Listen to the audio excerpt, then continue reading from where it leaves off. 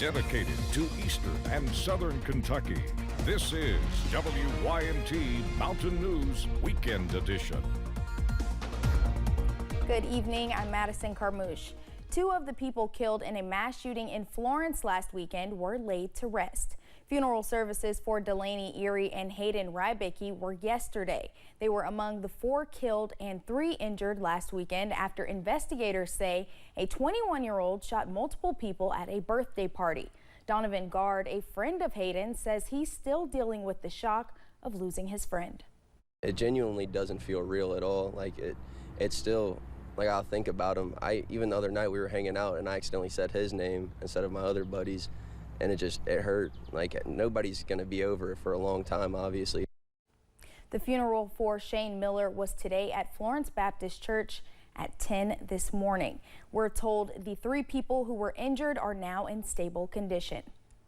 A bridge in London was named and dedicated in honor of a Clay County teen killed in a crash in 2016. Christopher Hubbard volunteered at the London Laurel Rescue Squad, which is where the ceremony was held earlier today. He had plans of joining the Air Force. Senator Brandon Storm, alongside family and friends, unveiled the memorial at Kentucky Highway 192 near the CSX Railroad Bridge. The search for a missing man in Rockcastle County continues today. 36-year-old Joey Miller was last seen on June 21st in the Greenfish area. State police are holding a land search for him. They're asking for your help. KSP will host a briefing at Roundstone Elementary. They did hold a briefing at Roundstone Elementary this morning at 9, followed by the search. We spoke to the Miller family earlier this month. They believe he is still in Rockcastle County. The Laurel County Sheriff's Office needs your help identifying suspects in a car theft. Take a look at your screen. Deputies say the theft happened in a business parking lot off of Highway 770 south of London yesterday after 4 a.m. Anyone with information is asked to contact the Laurel County Sheriff's Office.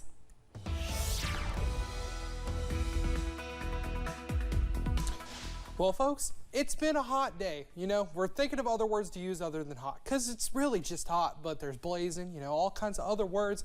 But looking at our cam out here in Pikeville, you can see clear skies, staying dry out there. Temperature 90 degrees, feels like 91.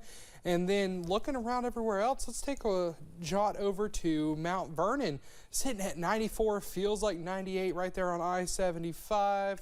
So it is hot outside today. Looking at temperatures around Eastern Kentucky, 92 in Monticello, 91 in Somerset, 90 in Pikeville, 91 Prestonsburg, 94 Manchester. Pinpoint Doppler has some storms off to the west near Louisville and moving towards Danville, but in our area, staying all quiet right now. But the threat of some huge heat coming in Monday and Tuesday, as well as some storms later in the week. We do want you to download that WYMT First Alert weather app. That QR code in the top right will get you the latest weather information. Looking at the rest of your night, by the time you head to bed, sitting at around 78 degrees, and then waking up tomorrow in the 70s. Madison? All right, Drake, thank you.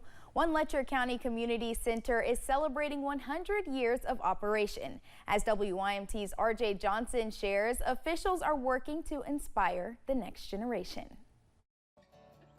In July of 1924, classes began at Carcassonne Community Center School.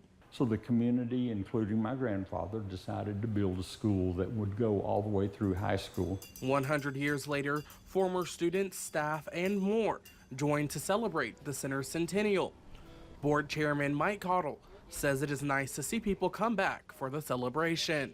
That's the hold that this community has on its former citizens. And we like to say that you can't spell community without unity. Board member Manuel Vanderpool says they wanted to share stories made throughout the years. It's really about creating that sense of community through bringing those stories back, being able to share those with people who have never been here before. He says the center brings up a lot of memories from his own childhood for him to share with others. And to us, it's just about keeping those stories alive. We've lost generations of history of some of our matriarchs of this community. That includes the school's final teacher, Marsha Cottle, who says they are working with kids in the community. We want it to be a training center, since it's no longer a school, for social gatherings, for teamwork, for playing basketball, for taking trips together. To influence the next generation of leaders at the center. So I talk to the children and say, you know, right now your mom and dad's going to take over, but someday you're going to take over. And to celebrate another 100 years. In Letcher County, RJ Johnson, WYMT Mountain News. Vanderpool says with the center having a lot of history, they still have original desks, books, and more all inside of the building. Celebrations end tonight at 9 p.m. with square dancing, so there is still time to head on out. A national monument in Kentucky is celebrating its 160th anniversary. Camp Nelson in Jessamine County is holding several anniversary events this weekend. The event started last night with a walking tour called History at Sunset. It also included a wreath laying to honor African American freedom seekers and their descendants. There are living historians here that are portraying African-American soldiers. That includes descendants of soldiers that were here 160 years ago. Officials with Camp Nelson say they hope the portrayals of African Americans will help to spark conversations about history. Anniversary celebrations continue tomorrow starting at 9 a.m. For the first time, the Country Music Highway Tribute Show is being hosted in Louisa. Along US 23, names such as Ricky Skaggs, Larry Cordell, and Noah Thompson are just some of the country artists to make it big out of Eastern Kentucky. This event is meant to bring some of Eastern Kentucky's best and brightest stars to the stage in Louisa. Joshua Ball with SOAR says this event has come full circle with Noah Thompson performing after being in attendance at the event in 2022.